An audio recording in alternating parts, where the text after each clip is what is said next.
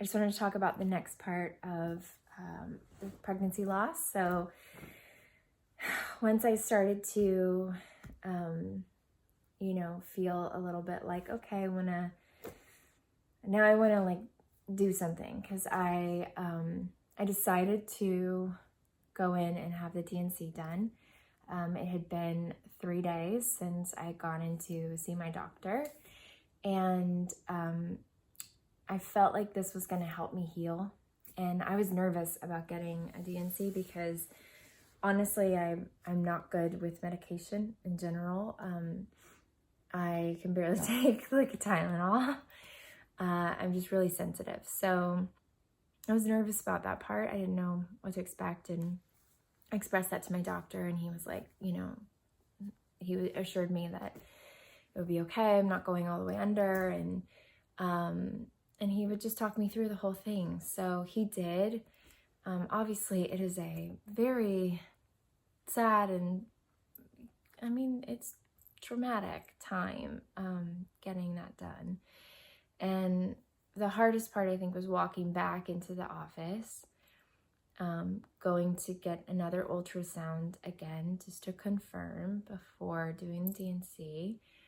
And I basically cried from the moment I walked into the office all the way through that ultrasound until I got into the to the next office where that was going to happen.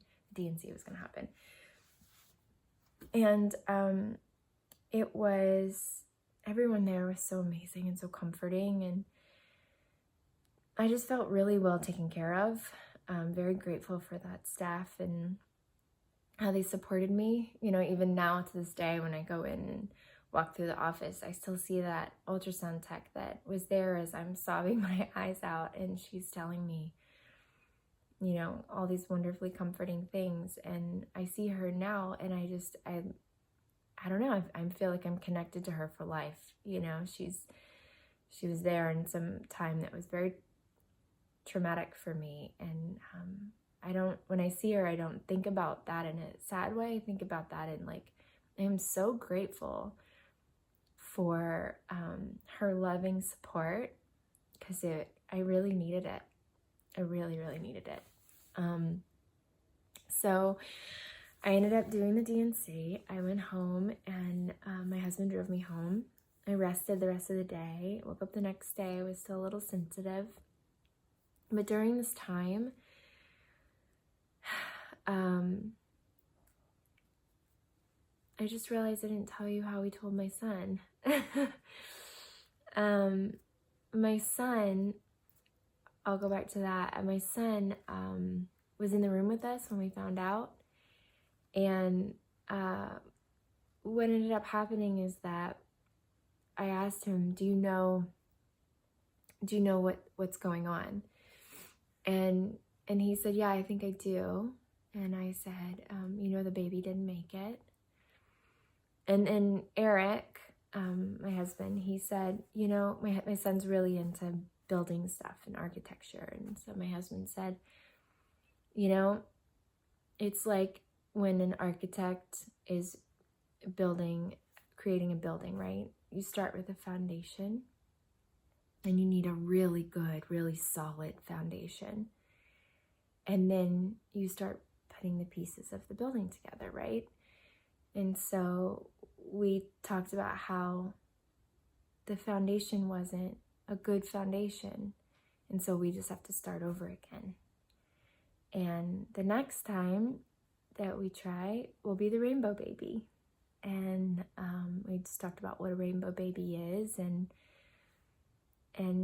that we would have a brother or sister for them one day, but that it wasn't going to be now, and that we couldn't wait to tell them when that would happen again.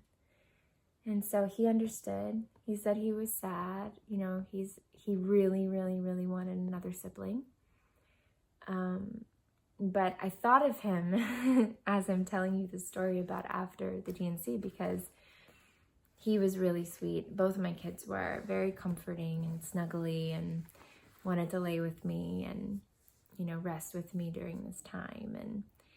both of them talked about the rainbow baby a lot, and that was part of their like process, was talking about the rainbow baby. And my daughter, who's 3, she'd be like, is the rainbow baby here yet? And I'd be like, not yet, but I'll let you know. I was like, it's gonna take some time. And so what I did next was I decided to do some self-care. And the first thing I knew to do was, okay, I have a really great yoga bar instructor who I love, and I wanted to see if she would come to my house and just help me like kind of regain control of my body, because I felt very like hunched over and sort of like, everything felt really weak in my stomach and insensitive. And so she came over to my house and she gave me a session, and it was very healing. We did some meditation with it and talked, and it was wonderful.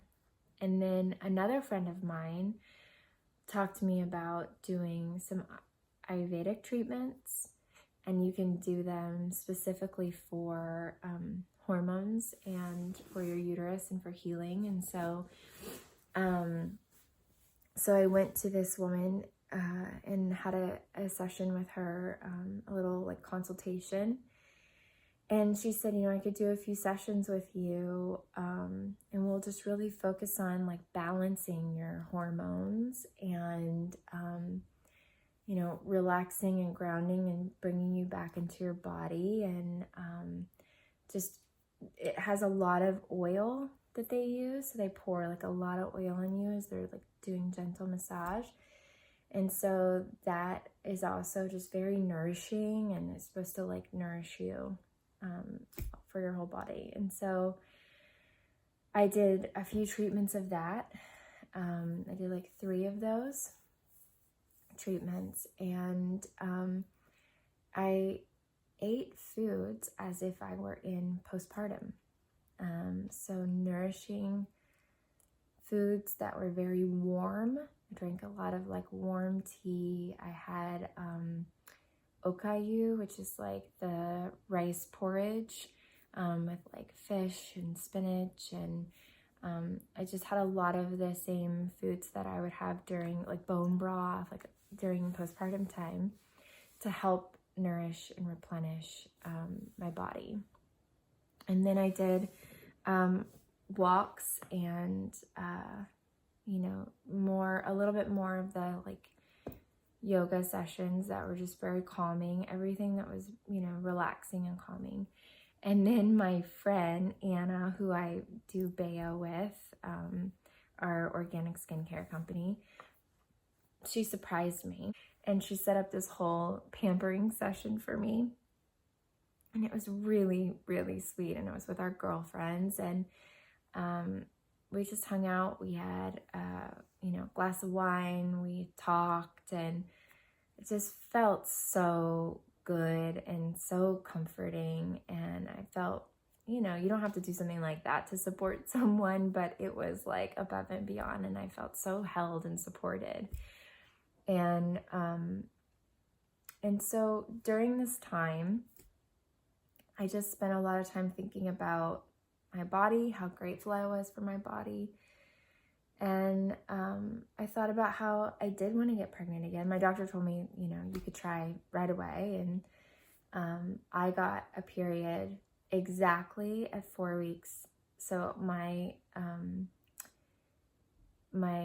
D&C had been on, I think it was like the 4th of the month, whatever, that month was. It was like a Monday.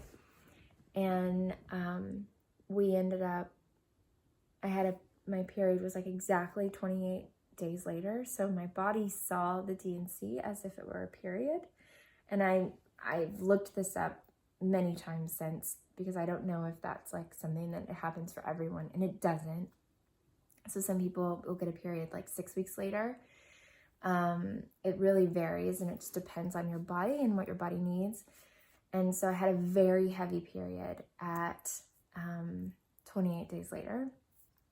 And then as soon as that period was over, I was like, well, I guess maybe that was my cycle. And so I just sort of looked at it as my cycle. And I was like, well, we could try again. And so we did. And 2 weeks later, I found out I was pregnant. I was completely shocked and so excited. And the line was very, very, very, very, very faint, the second line. And I sent a picture immediately to Teresa, and I was like, the line is super faint, but I think I'm pregnant. And I was like, and I know that we talk about this and we write about it. And if there's 2 lines, there's 2 lines and it doesn't matter.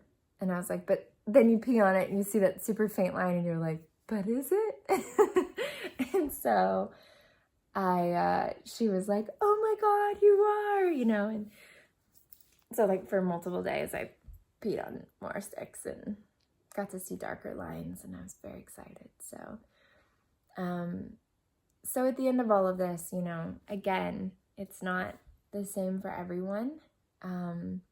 Every story is different. Everybody's body is different. But I think I'm so grateful that I had so many women to talk to during this time. And I think maybe my biggest piece of advice, which is advice that I got from everyone else, is just to listen to what your body needs. And when this happened to me, my body really needed nourishing, comforting, to be warm. I needed healing here and healing here in my uterus, and I just kind of took the time to do that and focused on that. And I wasn't working then. I wasn't supposed to go back and start shooting anytime soon, so I was really able to focus my attention on self-care and healing. And so I hope this story helps anyone out there who is either going through this or has gone through this, or maybe you've gone through this before and you were never able to really process it or talk about it. I've had a lot of friends who have told me, and some older friends too have told me that this wasn't something that was talked about, and so they never dealt with their feelings around it. And I can start telling you the story now just like I was and start crying. So I know it's heavy and it's a lot for people to process. And it's not just, I feel bad I didn't talk about this side of it, but I don't want to tell, Eric's side of the story, but it was a lot for Eric too. Like he was excited about having a baby, and he was really sad when this happened. And I remember looking at him and thinking like, wow, his process in this is heavy, and he's such a logical thinker, but he had to go through and process these things too. And so,